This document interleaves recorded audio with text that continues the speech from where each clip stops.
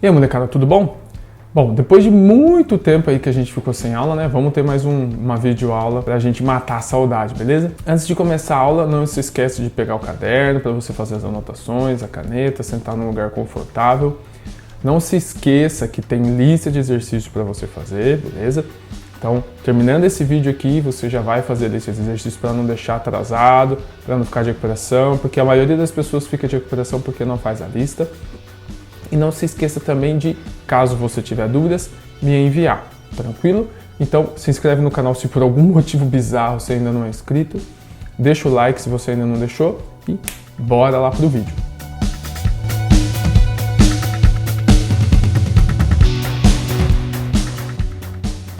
E aí pessoal do sétimo ano? Bom, hoje a gente vai finalizar a apostila 3, a gente está um pouquinho atrasado, tá? Mas vai dar tempo da gente terminar tranquilamente aí. Então vamos finalizar a apostila 3 hoje. E hoje a gente vai conversar sobre formas de condução de calor e o que o calor pode gerar, beleza? Então a primeira parte a gente vai estudar os estados físicos da matéria. A gente tem então basicamente 3 estados físicos que a gente vai estudar aqui, né? A gente tem até o 4º estado, mas não vem aqui, tá? Então temos 3 estados físicos, sólido, líquido e gasoso. A primeira coisa que eu quero que vocês entendam é que não necessariamente os estados físicos têm a ver com temperatura, tá bom? Você pode ter um gelo numa temperatura extremamente alta e você pode ter um gás numa temperatura extremamente baixa. Como assim, Duane? Não estou entendendo. Você já pegou um botijão de gás na mão? Pesado, certo? Já balançou o botijão de gás? Ele faz um barulho de como se tivesse água lá dentro, certo? Mas ele chama botijão de gás. Por que tem água lá dentro? Por que ele é líquido? O que acontece, pessoal? O sólido, o líquido e o gasoso são 3 fases físicas que a gente tem, 3 estados físicos. O que difere esses 3 caras? Difere a posição em que as moléculas estão. Como assim? O estado sólido é um estado no qual todas as moléculas estão muito próximas umas das outras. Imagina você e alguns amigos seus soltos num lugar muito frio. Qual que é a tendência que vocês têm? Caso vocês estejam com muito frio, a tendência é todo mundo se abraçar para ficar apertado e gerar mais calor ali. A mesma coisa acontece com o gelo ou as coisas no estado sólido. Você tem moléculas muito próximas umas das outras, tudo bem? Por que temperatura baixa a gente pode gerar gelo? Porque lembra que temperatura é o grau de agitação das moléculas? Então se a molécula está se agitando pouco, elas conseguem ficar próximas umas das outras, tá bom? Então, sólido, estado sólido é quando as moléculas ficam próximas umas das outras. Estado líquido é quando elas já ficam um pouco longe umas das outras. Tá? Elas estão próximas, mas elas estão longe umas das outras e elas estão vibrando um pouco mais. Tá bom? E o gás é quando elas estão muito longe e vibrando muito.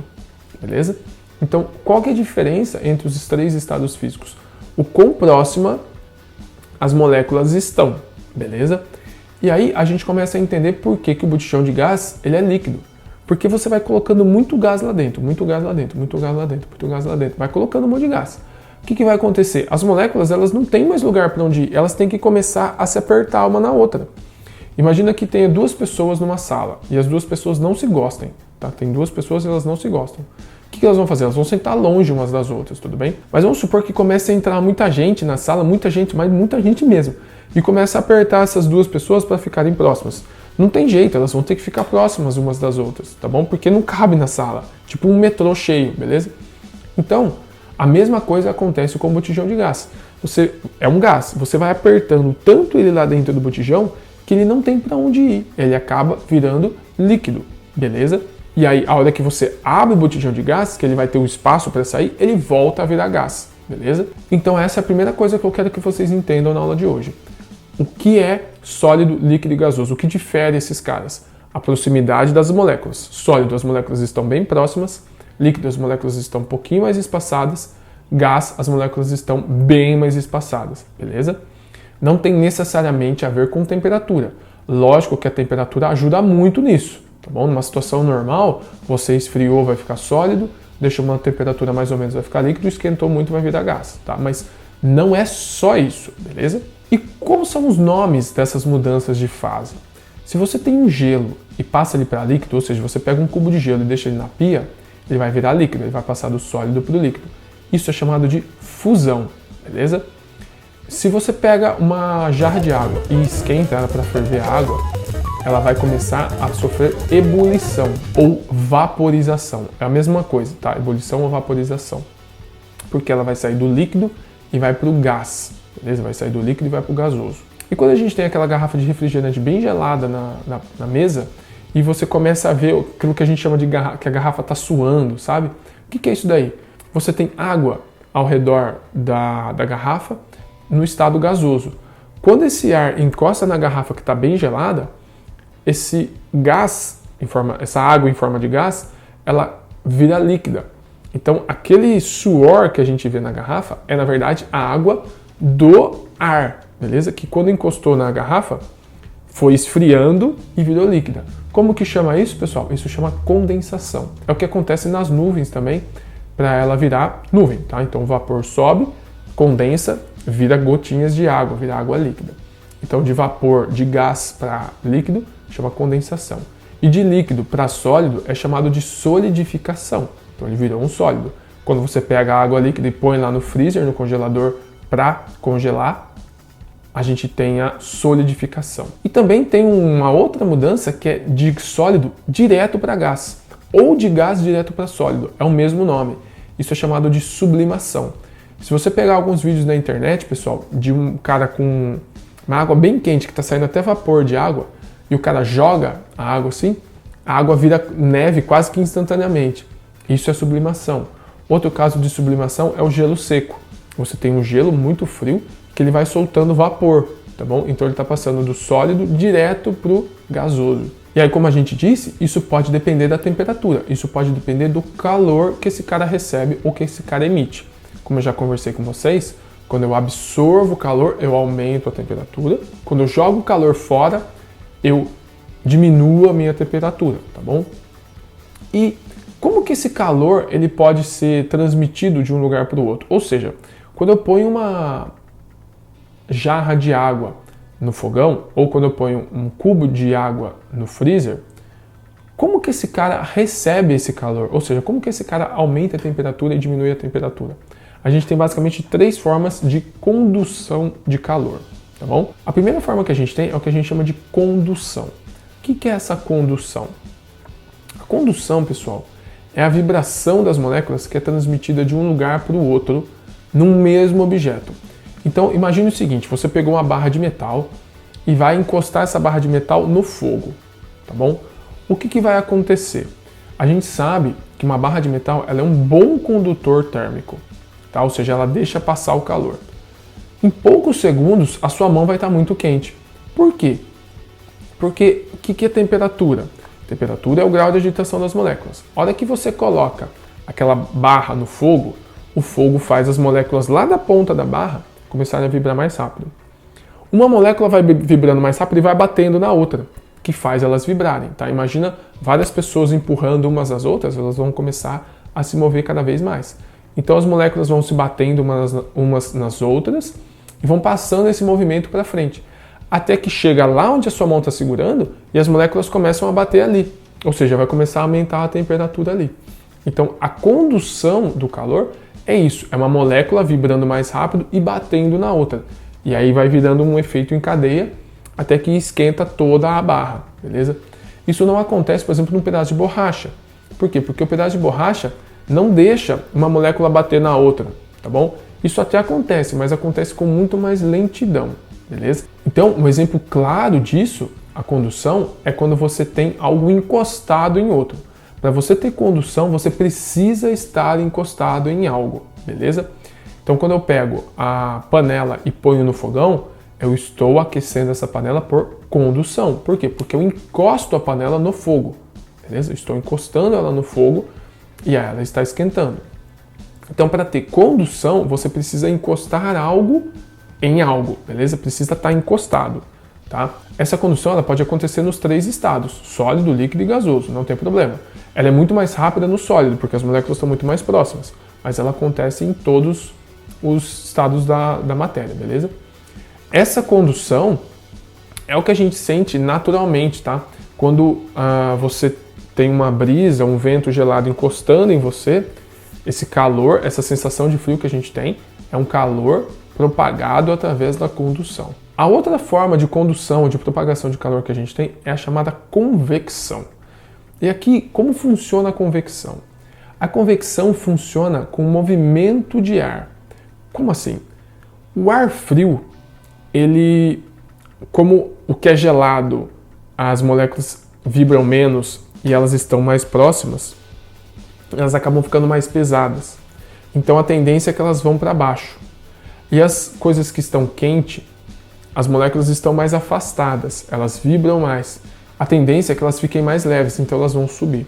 Então o que acontece? A convecção é o fato do ar frio descer e o ar quente subir, tá? Por isso que a gente põe o ar-condicionado em cima. Por quê?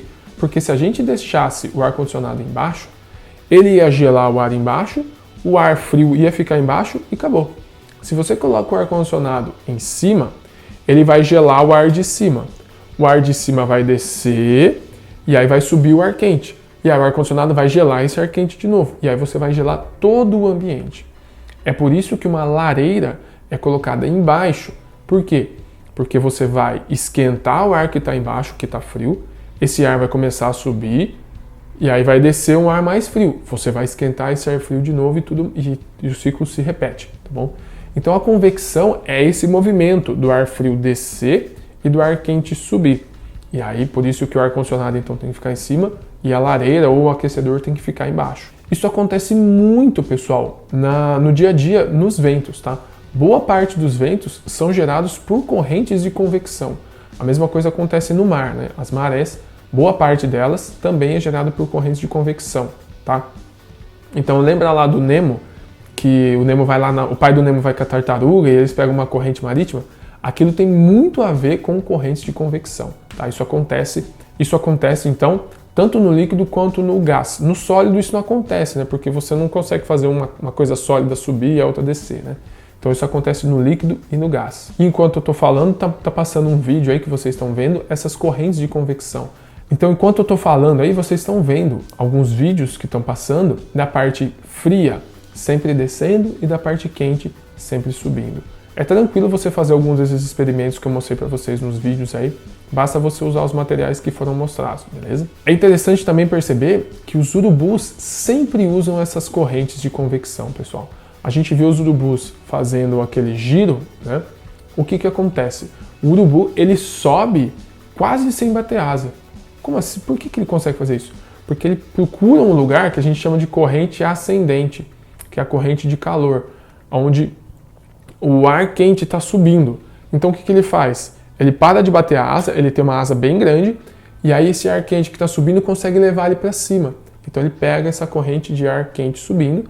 Obviamente, do outro lado vai ter uma corrente de ar fria descendo, então ele tem que tomar cuidado, tá bom?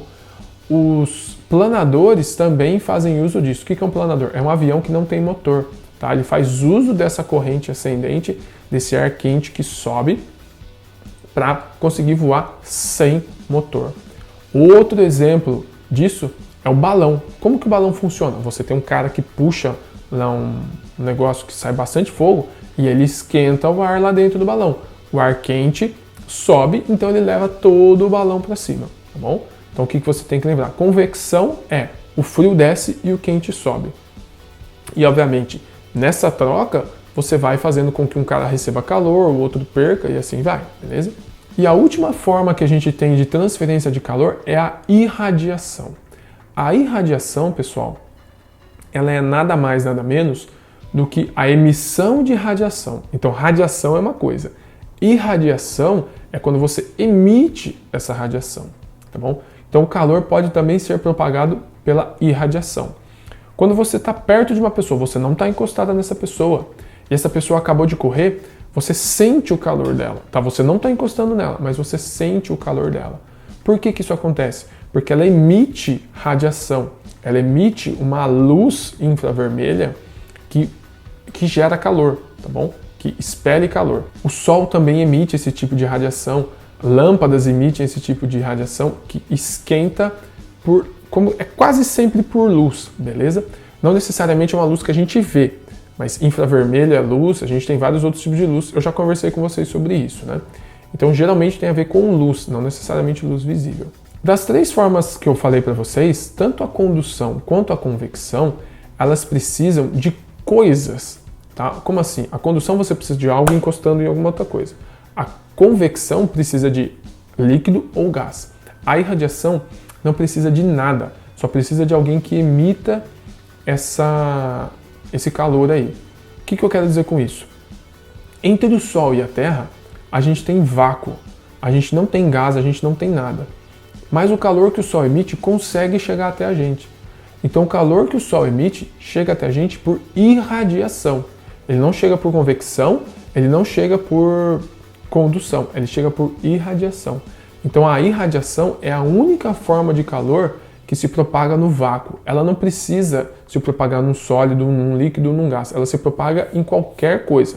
Ela pode se propagar no líquido, ela pode se propagar no sólido e ela pode se propagar no gás, mas ela não precisa se propagar nesses três estados físicos, tudo bem? Então, se você protege determinado lugar com um vidro, você está protegendo esse cara da condução, porque o vidro não vai deixar uma coisa encostar na outra, da convecção, porque o vidro não vai deixar o ar ou o líquido passar de um lugar para o outro, mas você não protege da irradiação, porque a luz consegue passar pelo vidro, tudo bem? Então são três formas de calor: condução, convecção e irradiação, tá bom? Como que a gente pode se proteger disso, evitar que isso aconteça? Bom, a gente tem as caixas térmicas ou as garrafas térmicas, tudo bem? Como que funcionam essas garrafas ou essas caixas térmicas? Vamos pegar uma caixa térmica bem simples, que é a caixa térmica de isopor. Bom, não é novidade para ninguém que as caixas térmicas de isopor não são transparentes, tudo bem? Então, a luz não consegue passar por ela, a luz não passa por dentro dela. Logo, ela protege da irradiação, tudo bem? Se eu fizesse uma caixa de isopor transparente, a luz ia conseguir entrar lá e eu ia esquentar o que está lá dentro, beleza? Então, pelo fato da luz não conseguir passar por dentro dela, protege da irradiação. O isopor, ele não deixa o ar de dentro ter contato com o ar de fora. Então você protege aquilo lá da condução, tudo bem? E como nada encosta em nada, você protege o que está lá dentro da convecção do que está lá fora. Mas você não consegue impedir que aconteça convecção dentro da sua caixa de isopor, beleza? Então vamos supor que você guardou um refrigerante bem gelado lá dentro da sua caixa de isopor. Se você pegar um termômetro bem preciso, embaixo da caixa de isopor, dentro dela, mas na parte de baixo, vai estar mais frio do que em cima. Por quê? Por causa da convecção ali dentro, beleza? Por outro lado, a gente tem às vezes as garrafas térmicas, uma garrafa de café, tá bom? Como que ela funciona? A garrafa de café, você quer armazenar um líquido quente lá dentro, tudo bem? E armazenar um líquido quente lá dentro e um líquido frio lá dentro são coisas diferentes. Por quê? Porque o que é quente, para ele esfriar, ele precisa perder calor. O que é frio, para esquentar, precisa ganhar calor. Então, o que está frio e você quer manter frio, você não pode deixar calor chegar lá dentro. E o que está quente e você quer manter quente, você não pode deixar calor sair lá de dentro. Então, são coisas diferentes, tá bom? Como que eu mantenho o café lá dentro, bonitinho? Bom, se você já olhou uma garrafa de café, você já viu que ela é espelhada. Por que ela é espelhada?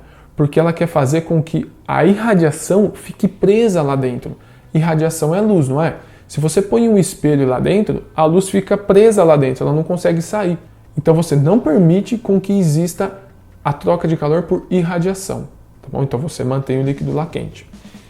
As paredes da garrafa de café, elas são com um pouco de ar só, quase um vácuo. Para que serve isso? Porque aí você não faz com que o ar que está lá dentro consiga sair, tá bom? Você não tem contato entre o ar lá de fora e o ar de dentro. Então você evita a transferência de calor por condução, tá bom? De novo, a convecção você não consegue evitar que aconteça lá dentro da garrafa, tá bom? Então, perceba que a gente estudou as três formas de propagação de calor e como evitar que elas aconteçam em coisas do dia a dia, né? Então, numa caixa de isopor e numa garrafa, tudo bem? Isso não é tão simples, pessoal. Eu espero que vocês tenham entendido o que eu falei aqui para vocês. Caso você não tenha entendido, volte o vídeo, pegue alguma dúvida aí e me mande caso você fique com dúvida, tá bom? Não fique com dúvida disso porque isso é muito importante, beleza? Então hoje a gente viu 3 estados físicos, sólido, líquido e gasoso, do sólido para o líquido, fusão, do líquido para o gasoso, evaporação ou ebulição. Do gasoso para o líquido, a gente tem a condensação, do líquido para o sólido, a gente tem a solidificação, e do sólido para o gás ou do gás para o sólido, a gente tem a sublimação, tá bom? Aí a gente viu como funcionam esses estados físicos e a gente viu como o calor pode se propagar, por condução, por convecção ou por irradiação, beleza? Então, entendido isso daí, tá ótimo. Bom, então a gente vai ficando por aqui, esse foi o vídeo de hoje, espero que vocês tenham entendido. Como eu disse lá no começo, caso você não tenha entendido ou tenha ficado alguma dúvida, não deixe de me mandar uma mensagem, beleza? Me envie mensagem que eu estou disponível para ajudar vocês. A senha de hoje, pessoal, será frio. Por quê? Porque deu uma esfriada aí nesses dias, beleza? Pelo menos eu estou gravando aqui o vídeo na sexta-feira e hoje está um pouquinho friozinho, beleza? Então a senha do vídeo de hoje é frio. Não esquece de deixar o like, fazer a lista de exercícios que está disponível já para vocês e assistir o vídeo de amanhã da correção, tranquilo? Então um forte abraço para vocês e até semana que vem. Valeu!